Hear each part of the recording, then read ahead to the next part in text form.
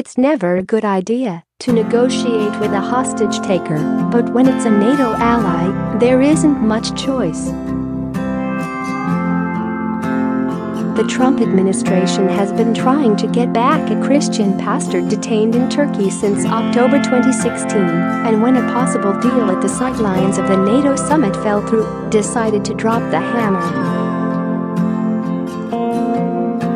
A couple of weeks ago, the administration sanctioned Turkey's Justice and Interior ministers. Remember, these are top officials of a fellow NATO country. The action hit the Turkish currency and stock market hard. Then President Donald Trump intervened in his inimitable style, with a tweet promising a doubling of aluminum and steel tariffs against the country, and pointedly noting the drop in the value of the lira. As always, the president's shoot-from-the-lip style is open to question. The Turkey deserved every last character, including the 2 exclamation points, in that presidential tweet. Turkish President Recep Tayyip Erdogan is not Justin Trudeau or Angela Merkel, a leader firmly within the liberal West who annoys Trump. He's an Islamist authoritarian who is fundamentally changing the character of an erstwhile ally.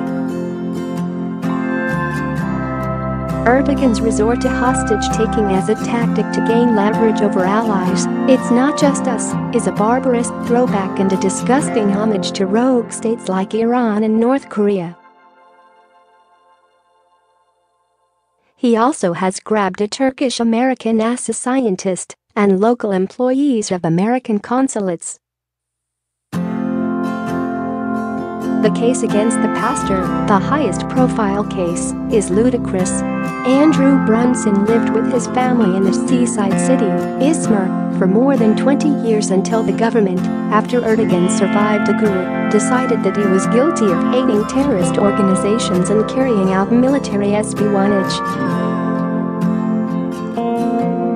The alleged supporting evidence is a collection of absurdities that could have been assembled by the Turkish equivalent of Alex Jones, a video of a traditional Arab dish sent to Brunson by his daughter, a church member telling the pastor by text that he couldn't make it to a service, a photo of him with a man in a scarf bearing certain colors, and so on, all of which supposedly implicates him in dire crimes against the Turkish state. What this clearly is about is holding Brunson to try to get Fethullah Gulen, a former Erdogan ally and cleric who lives on a farm in Pennsylvania.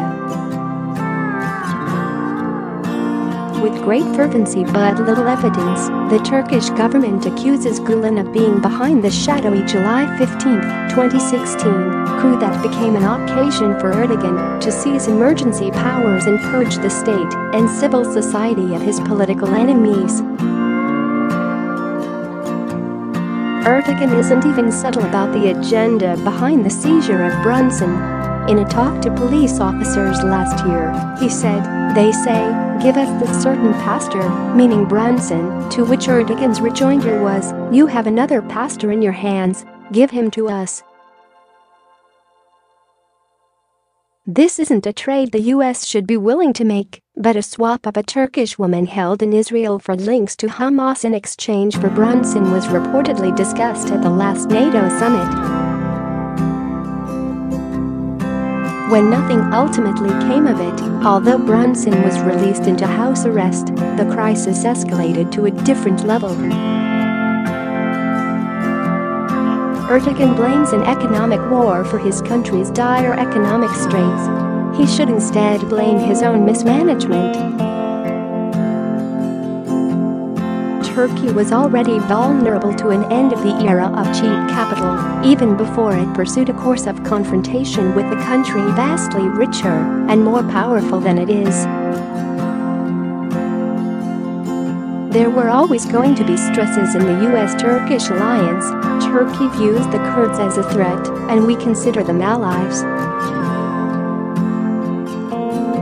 But the chief cause of the radical deterioration in the relationship is Turkey's rank anti-Americanism, a paranoia stoked at every turn by Erdogan for his own cynical purposes. He is now reaping what he sowed, and if Erdogan wants relief, his first step should be releasing the hostages.